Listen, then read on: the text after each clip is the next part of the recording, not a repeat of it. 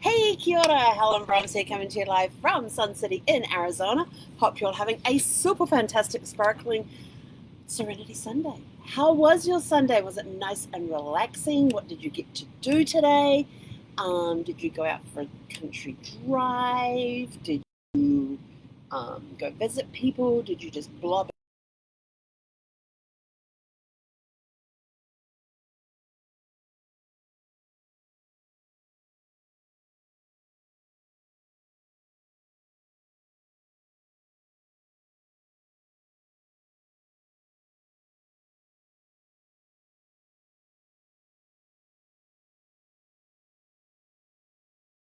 with, is it Jack in the Box, I think, for breakfast? I think it was Jack in the Box we got for breakfast. Just needed a drive-through. Um, can't go into a restaurant with a dog, and I didn't know of any restaurants, since I don't know the area very well, I didn't know of any restaurants that had Sunday brunches on a patio where you could take a dog, so I need to investigate that. But we just did a drive-through thing, came back here. Zeffie sat next to me here and had some hash browns, a little bit of egg. Yeah, she sat there and very quietly just waited for me to give her little bits here and there. She likes the hash browns, and she likes the egg that was inside the, what did we have? Some sandwich thing that we had. I don't even remember. It looked good. It sounded good. I was like, yep, it's got all the, it doesn't have the, didn't have the sausage in there because I don't like the sausage patties. I don't like those. So it didn't have that in there, but it had, I think, bacon and ham or egg and cheese or something like that. So yeah, it was a good sandwich. And then it was like, okay, I had this burning way that I could possibly unravel a mystery that I'm working on for Genealogy and for a client. And so like, okay, we're going to come at this from a completely different angle, because I have left it alone for a little bit, come back, and then when you get stuck on a problem, you go away, you do something else, you get an answer, you come back. But then the last couple of days I've been thinking, well, maybe if I come from this angle or this one. So I decided to give it a try. And yeah, that was a rather interesting result. So when I tried it from the first angle, I was sort of like, or the first thing I did is I pulled up the original interview I did with the person and rewrote out the notes from that. Rather than looking at the notes I had taken, I rewrote out the notes. So basically, I looked at it from, I am starting this from scratch. I am not going to look up, I will use what I already have as references, but I'm basically going to start this research from scratch. And so I have a notebook that I'm working in, and I've already got a few pages of just notes just filled in there, and basic information and all that sort of stuff. And it's all been color-coded. And then my purple pen ran out. I was like, no. So I don't think I'm far off. The blue pen's going to... I do have another set. I just haven't opened them yet. Oh, yeah, we've still got a bit of blue left. I know the green's already gone. The purple's already gone. The dark blue's already gone. The light blue's still going. The pink and the orange and the red is still going. So we're good. Just going to change the color coding around a little bit. And then I have this, my full colored pen, and my blue ink's already run out on this one as well. So you can see how much writing I've been doing today. So yeah, so I approached it from a complete, like, we're starting brand new. And so rewatched the Zoom call that I did with the client, when they give me all the details, they tell the stories that they know of, rewrote them out.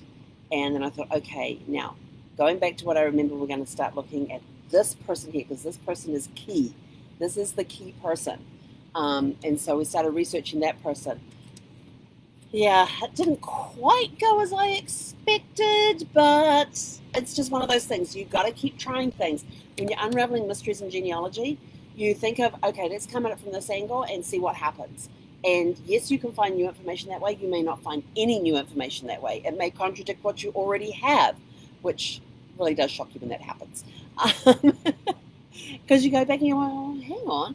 And then I found one couple, and I found them on the 1940 census, but then I found their wedding license was issued in 1945, and they already had 3 kids.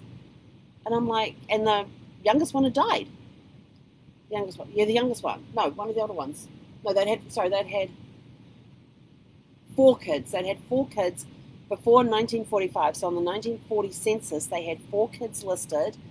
The youngest one passed away in 1944. Their marriage license was issued in 1945. On the census, the mother was listed with the husband's surname. And I was like, man, this is just like crazy. How the hell am I supposed to keep track of all of this? But it was just sort of like, it was wild. And this family that I'm looking at over here doesn't really have a main impact. It has a little impact on the main family. But sometimes when you solve things over here on the side, it can help. It helps you find those clues to what's going on over here in the main family. And that's basically what I've been doing all day. I started off with a main family member. I thought, this person is the key person. If I can solve this mystery with her and solve this one and this one and this one, then it's going to crack everything wide open. And so, like, she is the key person. She's that key. She's that master lock. And if I can crack the master lock, everything's just going to go, and all sorts of good things will be revealed. But it's like, oh my gosh. So there was like different side tangents going on, all of that. And every now and again, I'd go take a break. I'd go into the bedroom, lay down on the bed, and I'd read for a little bit and then fall asleep for a little bit. And then I'd wake up and go, oh, what if I tried this? And then I'd come back over here, sit down and work on that solution and go, yes, okay, we've found another clue. And so I'd start working on that clue and try to solve that clue. And then it would take another twist and a turn and it'd be off somewhere else. It really is like being in Alice in Wonderland. You go down the rabbit hole and you never know where you're going to go. You know what you want to achieve. You just got no idea how you're going to get there. And then I would hit another roadblock and it was like, oh, okay.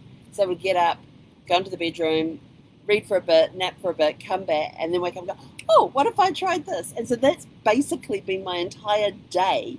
It is after we got back from our ride this morning and had breakfast. My day has been searching on Genealogy, going through all these twists and turns, finding these little mysteries along the way, and having the main mystery turn into all these several smaller side mysteries. And every time I had a twist and turn or a roadblock, I would take a break, go into the bedroom because it's cooler in the bedroom than it is out here, lay down on the bed for a bit. And the other reason I also lay down on the bed rather than sitting on the bed is that when I'm sitting at the table in the heat, my bad ankle, which is my left foot, swells up really bad, and the skin and it's very tight when you try and, because I'm constantly moving the feet and you can feel the skin tightening up.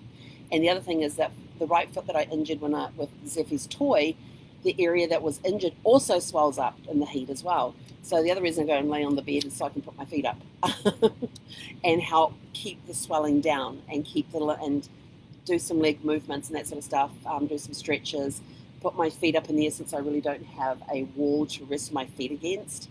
You know how when you lay down and you put your butt up against the wall, put your feet up on the wall and just lay there and rest.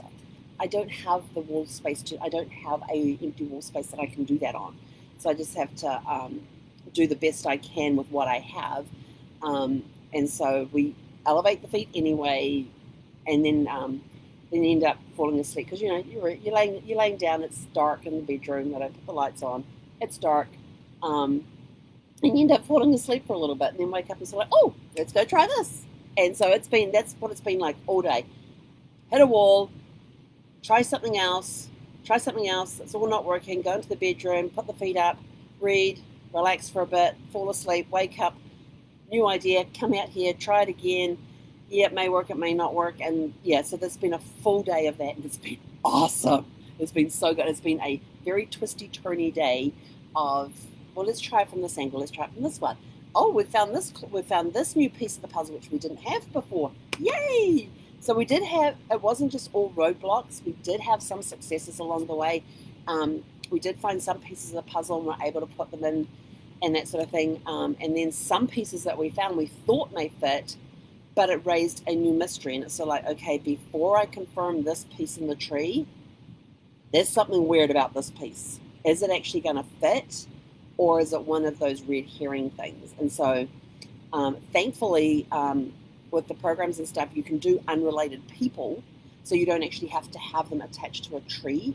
You can attach them to a tree at a later date, but you can go in there and you can create their own little micro tree within the main tree, but it's not attached to the main tree. And so you can work on that little micro tree and see how that goes. And then if it works out that that micro tree is actually a piece in the main tree, then you can connect the two, and as long as it's within the same tree. Hang on, that didn't make sense. So in my Ancestry account, I have a lot of different trees, but within the trees, I have these little micro trees that I can snap into, click into very quickly, very easily into the main tree that that particular tree is on related to. So I can't take it from this tree and put it over on another tree. That's, yeah, that bit I can't do. But within that same file, I can take that little micro tree and I can plug it into the main tree of that file. So I've created all these little micro trees today, and have been working on them and researching them to see if I can get them to fit into the main tree. And then I get people in there that have got unusual names, which is good, because usually unusual names you can find a lot easier. Yeah, that hasn't been the case today. Of course, what's making it more difficult is that this all takes place from 1900 through to... It basically takes place all through the 1900s. So, and a lot of the records, some counties will have records available online, some counties don't. And of course, the ones that I need are in the counties that don't have the stuff online. It's actually where you got to have boots on the ground and go and actually to the facility and actually do the research there in person. So I'm making little lists about things that either because I'm just doing initial searches for them, so either that the client wants to go ahead and can go and do a deeper search, or we can go do that as part of a different service that we have. So the joys of living in an RV, I can go tripping around based on where my genealogy research has to take me.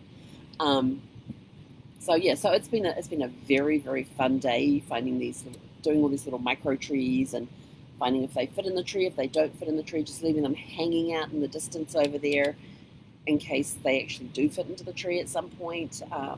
Like I said, I've taken pages of notes today.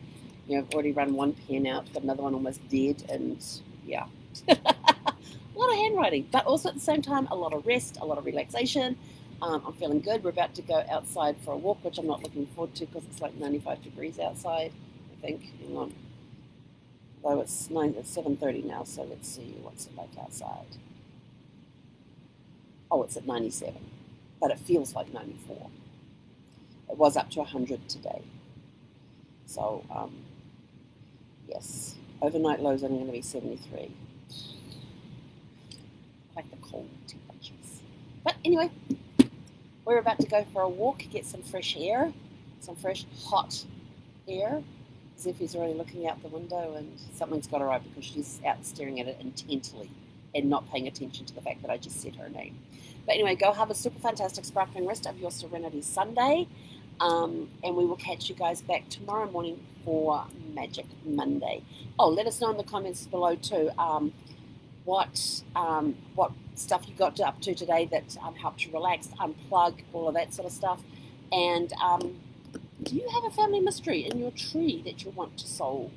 Let us know. You can contact us. The contact information will be in the description below.